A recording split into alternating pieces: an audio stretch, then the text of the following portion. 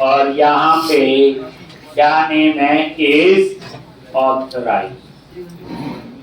ठीक, ये चीज आप लोग ऐसे करना चाहिए था, ये नहीं हुआ तो बड़ी बेइज्जती वाली बात है।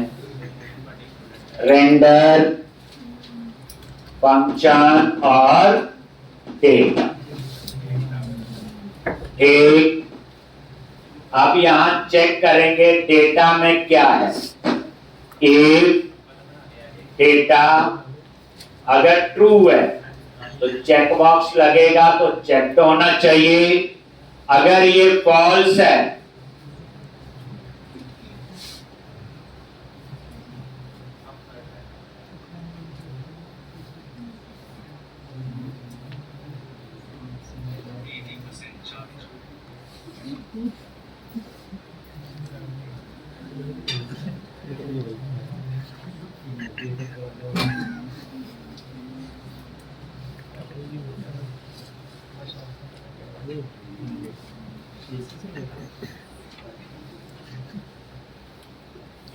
अब यहाँ पे इस डेटा में क्या है, is authorise company. Is authorise क्या है, एक प्रॉपर्टी है बुलियन टाइप की। अगर ट्रू है तो यहाँ पे हम लोग क्या रिटर्न करेंगे, चेक बॉक्स रिटर्न वही बैक एक ऑपरेटर, और इसके अंदर क्या लिखोगे, इनपुट टाइप क्या लिखते हैं यहाँ पे, चेक बॉक्स, और यहाँ पे आप लोग चेक कर दो और डिसेबल। इसमें क्या कर दो आप लोग, डिसेबल और चेक, और इस तरह से। इसका मतलब क्या है, डेटा में ट्रू है तो चेक करेगा, और डिसेबल का मतलब क्या हुआ कि इसको चेंज नहीं कर सकते। और सेम यहां पे बस चेक हटा। ठीक, तो ये हमने जावास्क्रिप्ट में ऐसा कोड पहले भी डिस्कस किया होगा कहीं ना कहीं।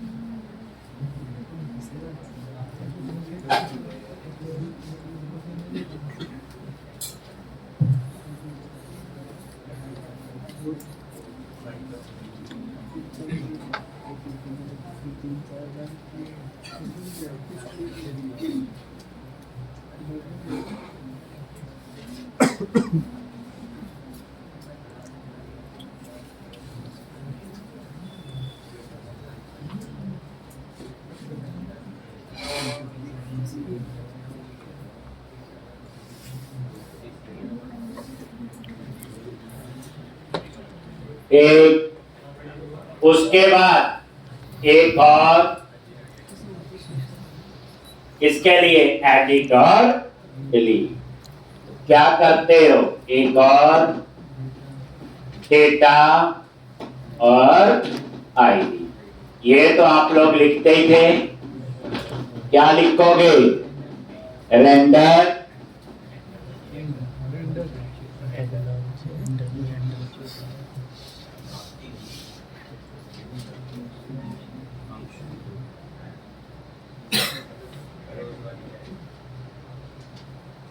यहाँ पे रिटर्न बैकटिक ऑपरेटर क्या लिखेंगे, टिप क्लास, आगे बोलो टैक्स हाइफन सेंटर। ठीक, और यहाँ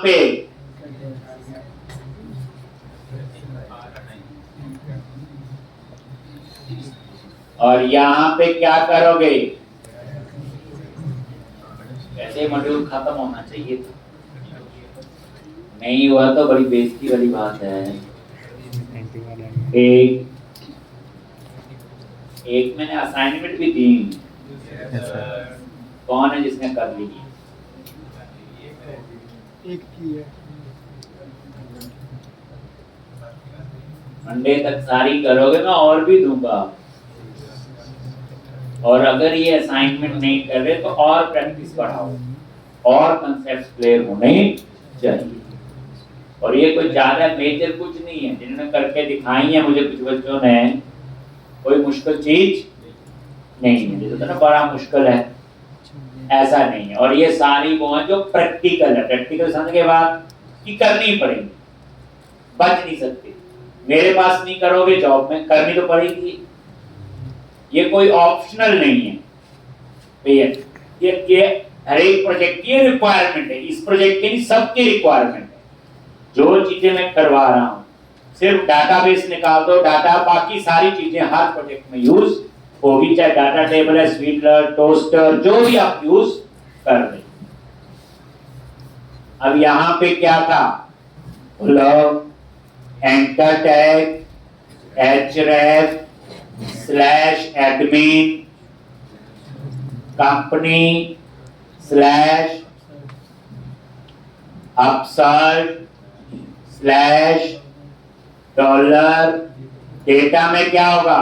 id class btn hyphen info, और यहां पे क्लास क्या आएगा? FAS FA hyphen edit. लग रही है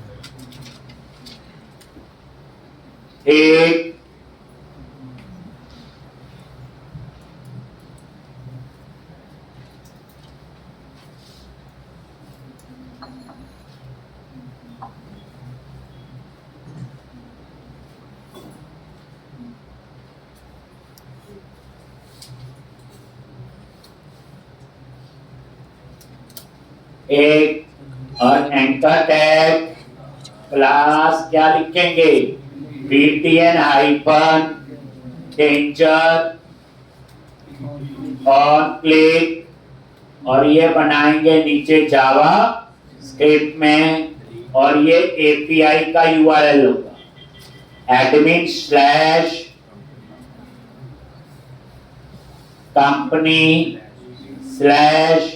/delete, और डिलीट में पास करेंगे आईडी कि किसको डिलीट करना है।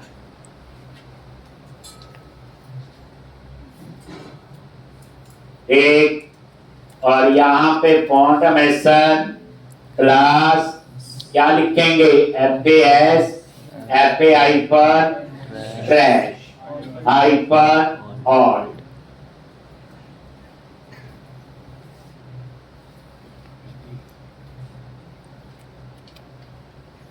ठीक, तो इस तरह से ये था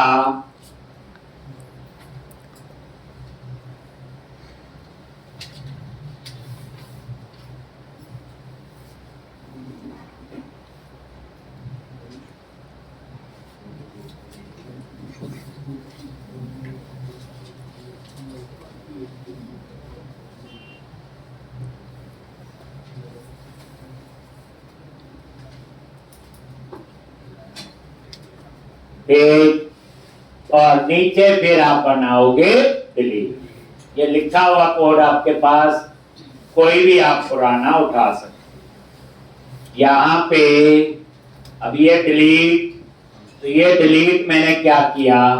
ये कैटेगरी में था एक, ये जो कैटेगरी वाला है इसको यहां से कॉपी कर लिया और यहां पे पेस्ट।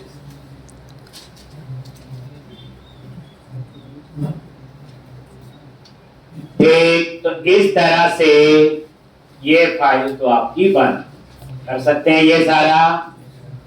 और आप इसे कॉल कर लो कहां पे? इंडेक्स पे गए, जहां टीबीएल डेटा बना हुआ, @ सेक्शन,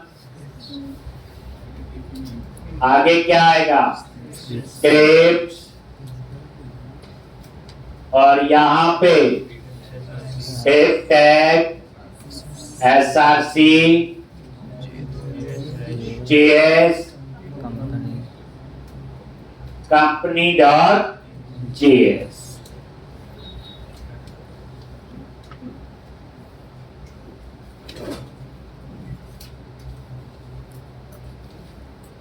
company.js।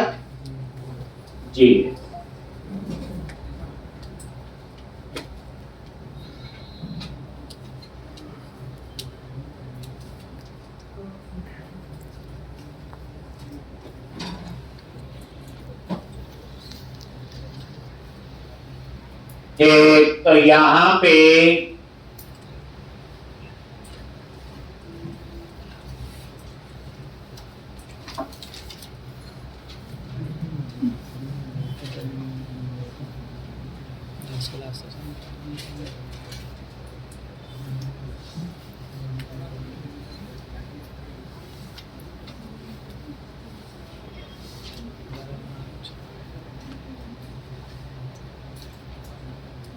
आप इसे रन करो और ये देखो।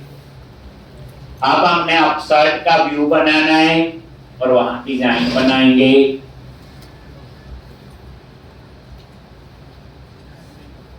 इस वीकेंड पे सारी कंपनी मॉडल तक, सारा मॉड्यूल तक आपका सारा काम होना चाहिए, शुरू से लेके और यहां तक। इसमें आपके 10-12 घंटे तो लगे। आइडेंटिटी फ्रेमवर्क तो 10 शुरू हुआ, अभी बताया ही है। अब आपके प्रोजेक्ट में आइडेंटिटी फ्रेमवर्क और ये रेजर पेज में बना हो, एक जो हमें आते हैं, अब इसको कैसे हम यहाँ पे यूज करें।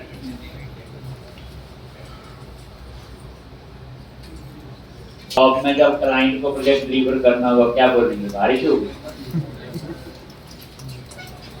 वो तो बड़ी जल्दी उसका विदाई समारोह कर देगा, वो बारिश ही देगा।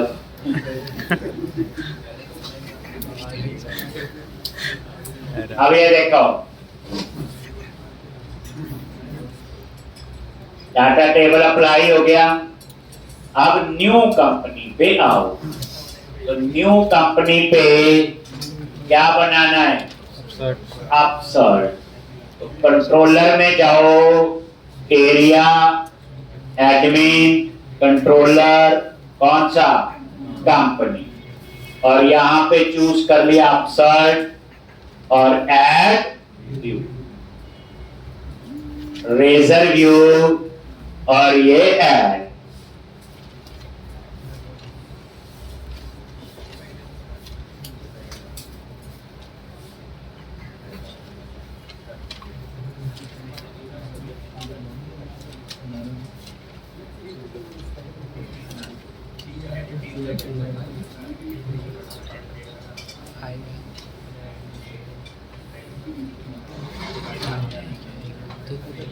एक आगे अपसर्ट,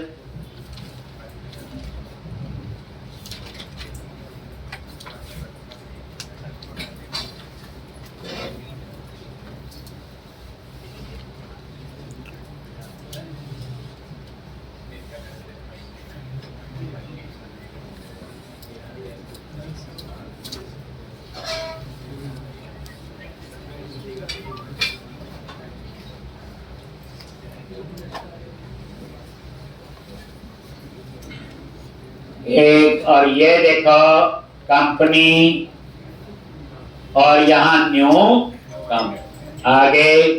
तो अब हम अपसर्ट का डिजाइन बनाएंगे, तो क्या करोगे, सबसे पहले @मॉडल मॉडल डॉट कंपनी, और यहां पे where title model dot id is not equal to 0, तो edit company अदरवाइज क्या आ जाएगा, न्यू कंपनी। ठीक, और यहाँ पे एक बार इसके डिजाइन में कुछ ऐसा तो नहीं मेजर,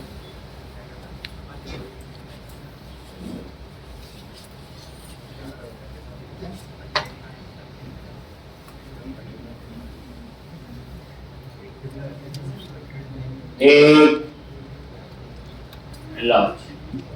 तो सिंपल वही फॉर्म टैग मेथड पोस्ट, और यहाँ पे टेप क्लास रो और ये बॉर्डर दे, और इसके अंदर 12 कॉलम में टाइटल, तो टेप क्लास कॉल आइकन 12 में ले लो 10 में ले लो, वो तो मर्जी है, H2 और ये टाइटल, और यहाँ पे क्लास टैग साइफर प्राइमरी, उसके बाद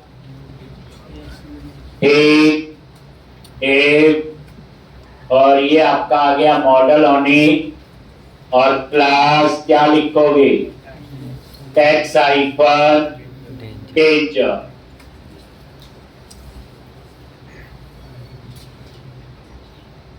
टैग साइफर डेंजर, और यहाँ पे टेप क्लास कॉल आइकन ए, यहाँ पे मैंने क्या लगाना है बोलो, राउंडेड, इसमें टेक्स्ट बॉक्स पे आप दिखाने हैं, राउंडेड बॉर्डर, पैडिंग दे दी और मार्जिन। ठीक, और यहाँ पे आप लोग फॉर्म ग्रुप रो, तो टिप 8 कॉलम में हम डाटा दिखाएंगे, क्या लिखोगे, फॉर्म ग्रुप रो, पैडिंग दे दी ताकि थोड़ा सा गैप रहेगा, लॉज टिप क्लास कॉल आइकन 4, और यहाँ पे लेबल ASP4 नेम, ये आ गया टिप क्लास कॉल आइकन 8, क्या आएगा यहाँ पे, input ASP4 name class form icon control, और यहाँ पे वैलिडेशन के लिए, किसके लिए, name class tag cipher danger, ये एक लिख लिया, फिर रेप्लिकेट तो हम इसको कर सकते हैं, ये देखो बन गया, वो 8 के हिसाब से उतना 12 ने लिए, कितने लिए यहाँ पे 8। अब नेम, बस ऐसे ही हम इस फॉर्म ग्रुप रो को कॉपी पेस्ट करते हैं। कोड सारे लिखे हैं, पर डिजाइन बनाने का रन नहीं करना हमने, ये पूरी रिवीजन है इसमें।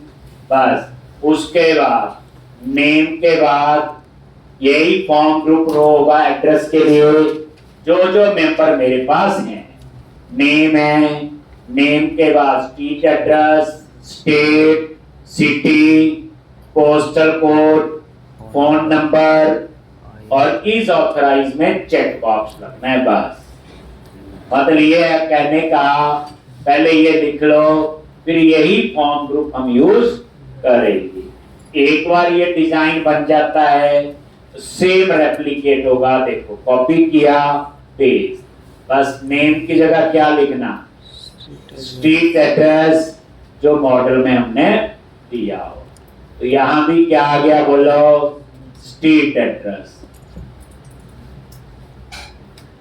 स्ट्रीट एड्रेस के बाद क्या आएगा, state, city, postal code, phone number. एक इसी तरह डिजाइन पे भी आप नजर मारो, स्ट्रीट एड्रेस,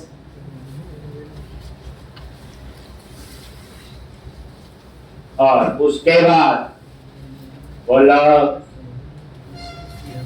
स्टेट अपने आप ही हेल्प में आ जाएंगे, जो नहीं होंगे नहीं आएंगे। स्टेट आगे पीछे भी कर सकते हो, वो तो कोई प्रॉब्लम नहीं। स्टेट ऐसे ही इसके लिए सीक्वेंस लिख लो बस, बाकी तो पता ही है। सिटी, सिटी, सिटी, सिटी के बाद बोलो पोस्टल कोड, बस नाम लिख लो जो जो है। Postal code, postal code. उसके बाद बोलो फोन नंबर और फोन नंबर। ठीक, क्या आएगा यहाँ पे? Phone number. फोन नंबर के बाद ठीक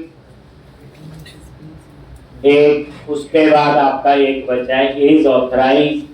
बस वो वाला आप लिख लोगे, क्या चेंज करता हूं। Is authorise, is authorise company, is authorise.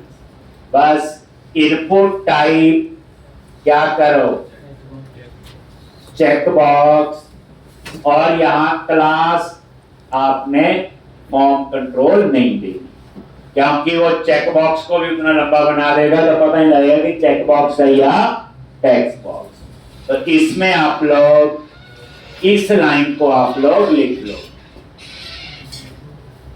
ये ऑथराइज कंपनी वाला लिख लो। क्या लिखना है? तरीका तो वही है, एक फॉर्म ग्रुप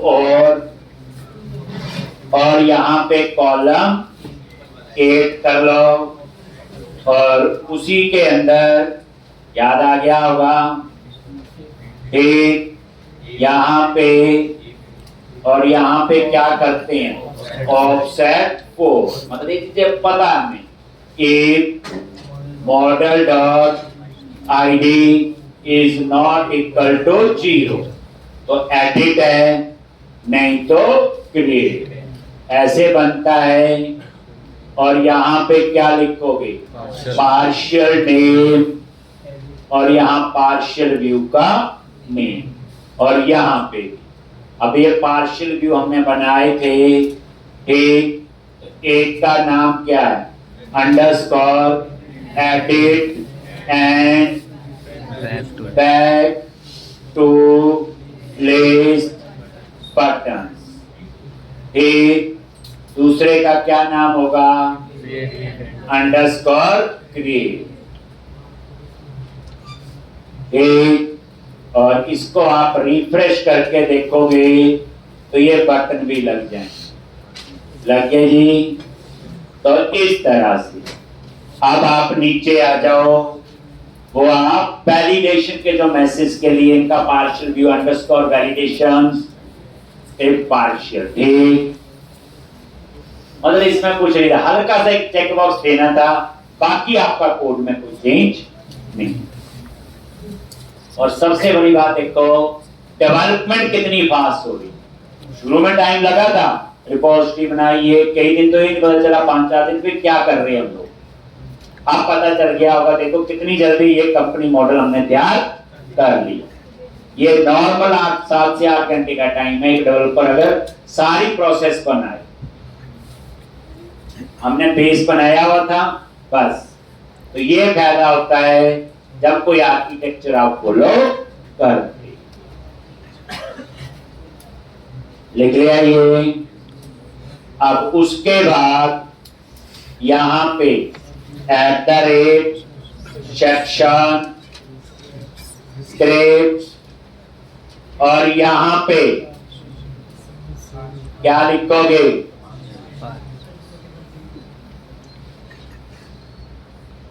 पार्शियल नेम और पार्शियल व्यू का नेम। क्या नेम है? व्यूज में गए शेयर, और यहां पे ये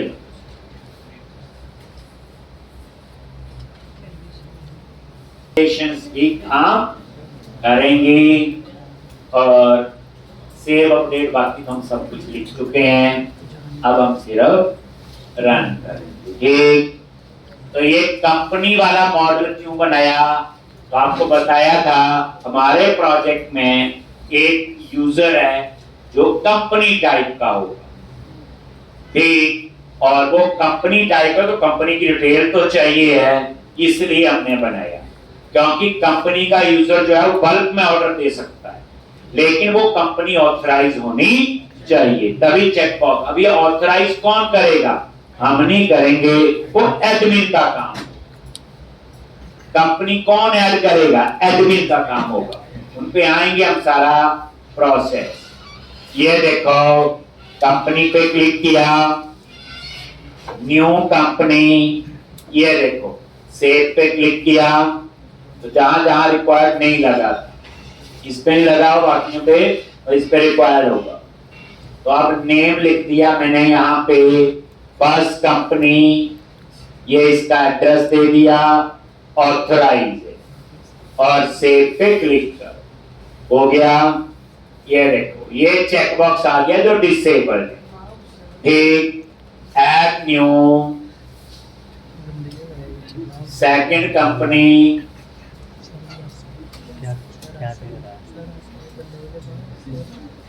मैं आपको गलती दे सकता हूँ, ये जो पीछे से कमेंट आया ना, उसको 2 नंबर का शाम का प्रोग्राम अभी बोलूं, सी में वो नहीं लिख सकते। क्यों, खड़े होके बताना है कि 2 नंबर का सम में मैंने सी में कर दिया।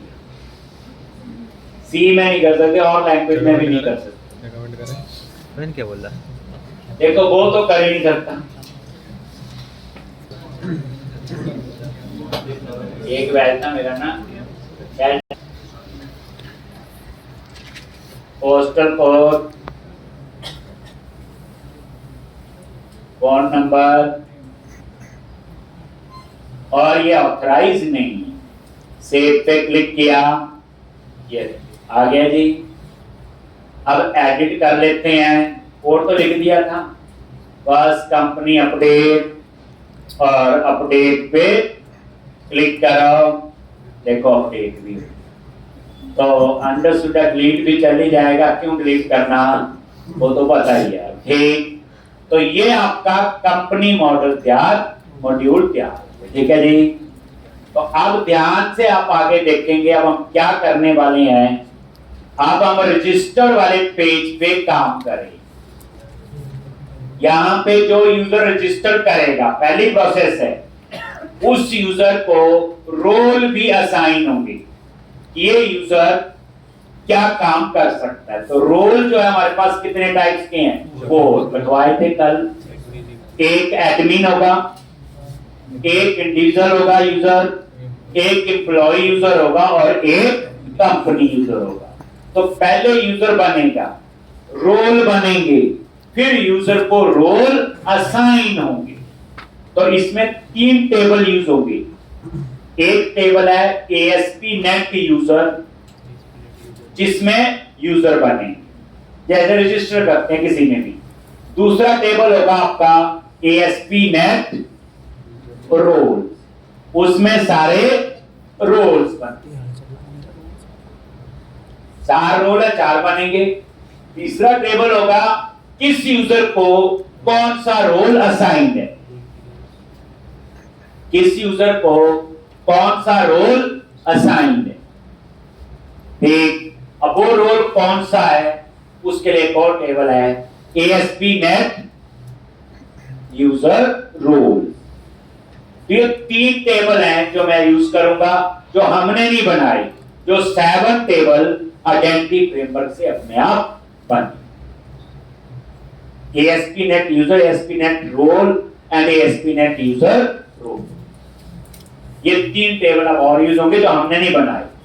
हमने तो अभी 4 टेबल बनाए। तो अब आप क्या करो, पहले आप रजिस्टर पे जैसे जाते हो, मेरे को 2 ही मेंबर नजर आ रहे, ईमेल और पासवर्ड। लेकिन हमारा प्रोजेक्ट क्या है, ई-कॉमर्स का है, तो जो पर्सन साइन अप करेगा उसके घर सामान भी पहुंचेगा। ठीक, तो उस केस में हमें उसका पूरी डिटेल पता होनी चाहिए, हमें उसका स्ट्रीट एड्रेस पता होना चाहिए, हमें उसकी सिटी पता होनी चाहिए, जो डिटेल है पोस्टल कोड, फोन नंबर। तो आप इसके लिए क्या करोगे, तो सबसे पहले तो ये सारा क्लोज करो, ध्यान से देखोगे, ये देखो यहां पे गए एरिया, आइडेंटिटी, पेजेस, अकाउंट, और ये रजिस्टर वाला पेज है, पेज का नाम है register.cshtml। आगे यहां पे अब थोड़ा इसको स्टडी करेंगे, पता चल गया आइडेंटिटी के अंदर पेजेस, पेजेस के अंदर अकाउंट, और register.cshtml, और ये एक रेजर पेज है। कैसे पता, आप इस पे F7 प्रेस करो तो इसके कोड में जाओ, और जैसे आप इसके कोड में गए, एक जैसे ये HTML है, कोड पे जाने के लिए क्या होता, F7 नहीं होता है ना, लो ये F7 है, ये देखो रजिस्टर मॉडल और ये पेज मॉडल, और इसमें होते हैं हैंडलर, याद है, ऑन कैट, ऑन पोस्ट, ये नीचे नजर आएंगे। एक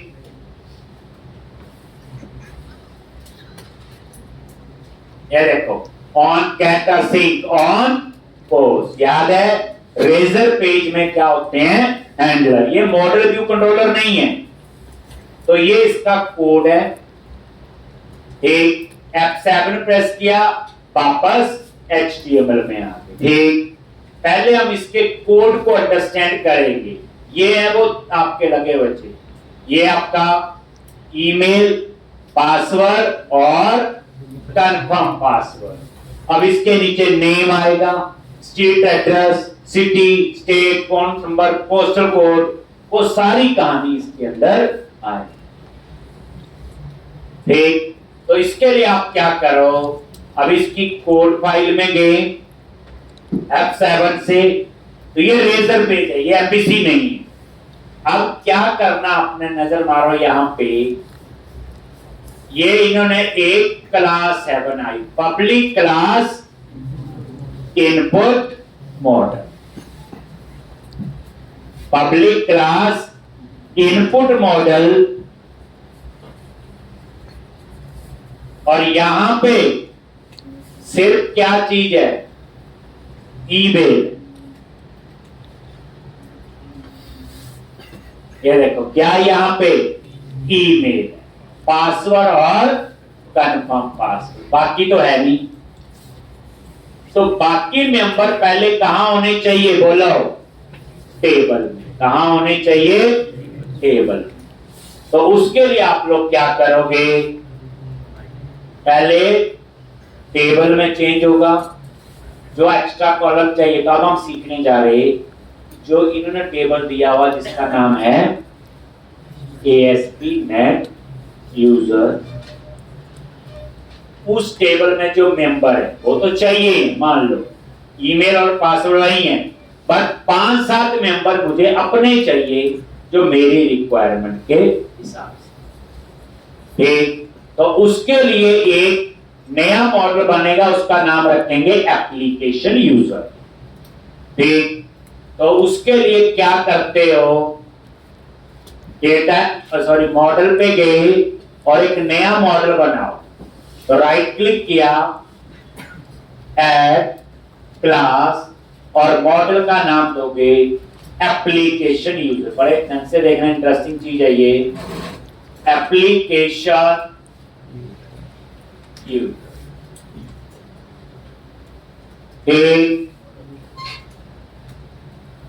ला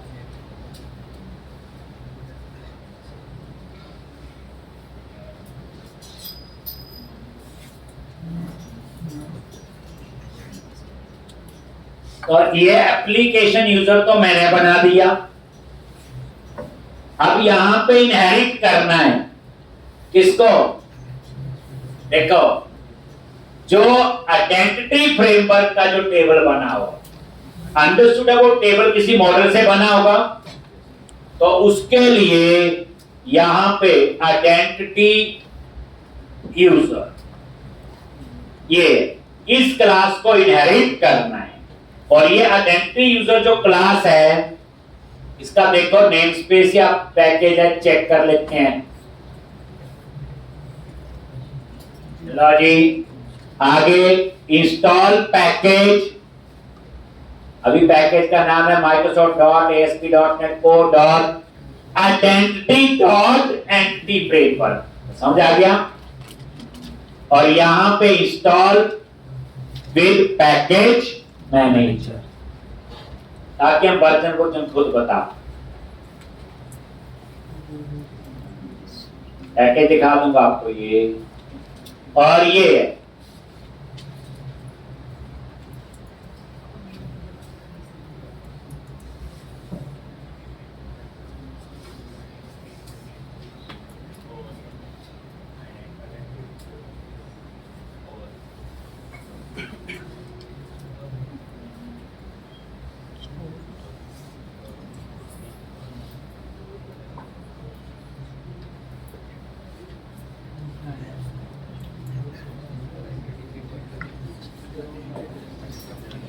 लग रहा है ये पैकेज यहाँ पे आइडेंटिटी यूज,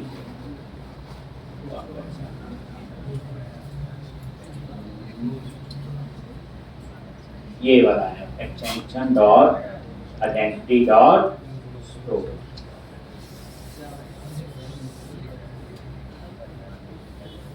Microsoft.extension.identity.store आलू का पूरा नाम लिख लेना, ये क्योंकि पैकेज हो गया भी चलेगा नहीं।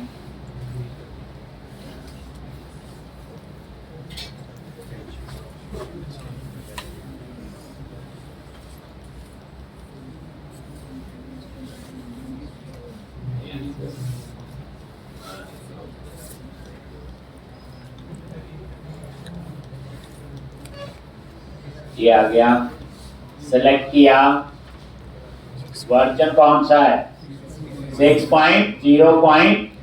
हम कौन सा यूज कर रहे हैं 33 या 32? 3 ना। एक और इंस्टॉल कर,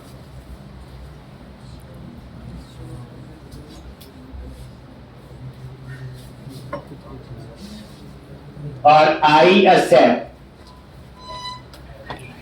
एक, और ये इंस्टॉल हो जाएगा।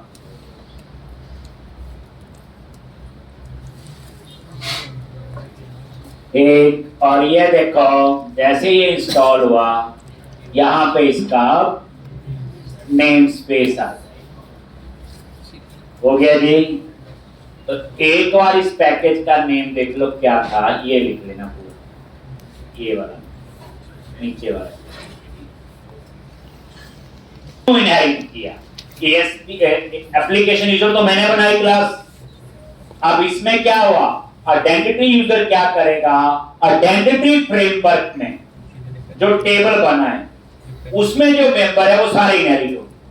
तो हमें क्या चाहिए, जो उसमें है आइडेंटिटी फ्रेमवर्क के यूजर के वो तो चाहिए, प्लस हमें अपनी इंफॉर्मेशन उसमें ऐड करनी। इसलिए एप्लीकेशन यूजर में मैंने इनहेरिट किया। अब ये देखो आइडेंटिटी यूजर पे गए, F12 प्रेस करो, ये पता चल जाएगा।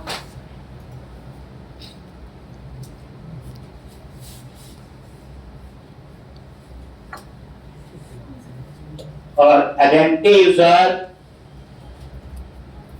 लॉन्च, और यहां पे नजर मारो नीचे, ये देखो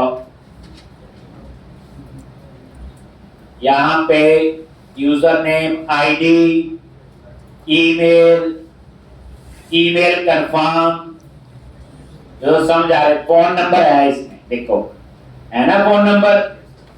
तो ये सारे, ये देखो अभी ये सारे मेंबर तो इसमें ऑलरेडी क्या हो गए, इनहेरिट। बस अब हमने अपने मेंबर इसमें ऐड करने हैं, तो इसमें हम ये नहीं लेंगे आईडी, वो तो ऑलरेडी है उसमें। यानी हम चाहते क्या है कि जो आइडेंटिटी फ्रेमवर्क दे रहा है वो तो चाहिए है, पर अपनी कस्टमाइज करना है।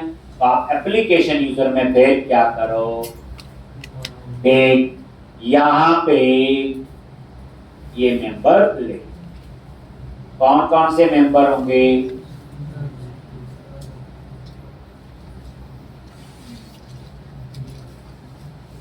लॉज, तो मिस नहीं होना चाहिए लॉज। एक मैंने नेम ले लिया,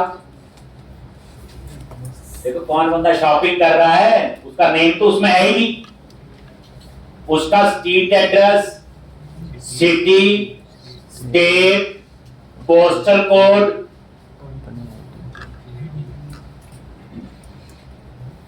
मतलब ये होगा, मान लो ASP नेट यूजर जो टेबल आइडेंटिटी फ्रेमवर्क का, उसमें 25 कॉलम पहले से, तो 25 है, 25 के अलावा ये ऐड हो जाएंगे। तो हमने क्या किया, उसको भी रखा और अपना भी ऐड कर लिया, तो यही तो होगी कस्टमाइजेशन। ठीक, अब यहां पे name, street address, city, state, postal code, एक कंपनी आईडी, ये फॉर्म की क्या बताया था, जो यूजर बन रहा है अगर उस यूजर का रोल कंपनी है तो उसका कंपनी आईडी चाहिए होगा, तो इसलिए मैंने क्या ले लिया यहां पे कंपनी आईडी। लेकिन कंपनी आईडी में मैंने नल अलाउ किया, ध्यान से देखो, और बताया हुआ फॉर्म की नल हो सकती है, लगवाया भी हो, आज यूज हो। क्वेश्चन मार्क का मतलब क्या, नल अलाउ क्यों किया, मान लो टोटल 100 यूजर ने रजिस्टर किया, 100 में से 5 यूजर ऐसे हैं जो कंपनी के यूजर है, तो 5 का कंपनी आईडी होगा, पर 95 का तो कंपनी आईडी नहीं होगा, तो 95 के केस में क्या आएगा, नल। 95 के केस में क्या आएगा, नल आएगा, इसलिए मैंने यहां पे नल अलाउ कर। देखो जो यूजर कंपनी के है ही नहीं, एडमिन यूजर होंगे, इंडिविजुअल यूजर होंगे शॉपिंग करने वाले, तो उसका कंपनी आईडी थोड़ा होगा, तो इसलिए ये मैंने यहां पे क्वेश्चन मार्क लगा और कंपनी को क्या बना दिया, फॉरेन। ये फॉर्म की लिखो चाहे ना लिखो इसका कोई फर्क नहीं, क्योंकि हमने कन्वेंशन मॉडल की फॉलो की। और उसके बाद रोल,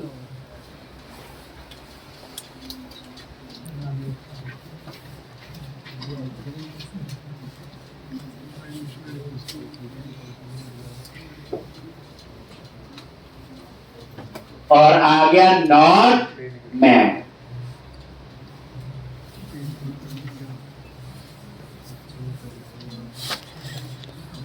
यानी रोल जो है वो टेबल में नहीं होगा, उसके अलग टेबल बना हुआ, इसलिए इसके ऊपर क्या लिखा, नॉट मैप। यानी ये जो टेबल होगा ASP नेट यूजर, ठीक, वो टेबल जो होगा उसमें रोल कॉलम नहीं, उसमें रोल कॉलम नहीं। वो क्यों नहीं है, क्योंकि अलग टेबल है ASP नेट रोल। तो ये आपका आ गया, नॉट मैप में मैंने दे दिया रोल, यानी रोल जो है टेबल का पार्ट नहीं है, लेकिन मॉडल में वो डिस्प्ले में जरूर आएगा नजर, बट नॉट मैप का मीनिंग पता है।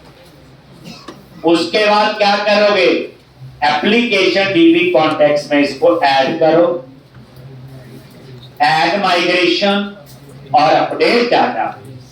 अब इससे क्या होगा, ये नया टेबल नहीं बनाएगा, जो ASP नेट यूजर टेबल है उसी टेबल में ये 5-6 कॉलम और ऐड कर देगा। ठीक, तो ये मैं आपको पूरा दिखाऊंगा, फिर ही करेंगे, पर इसके लिए ना मंडे आना पड़ेगा आपको। तो काफी हो गया बच्चे, सैटरडे संडे अच्छा काम है, कंपनी मॉड्यूल तक सारा काम होना चाहिए। और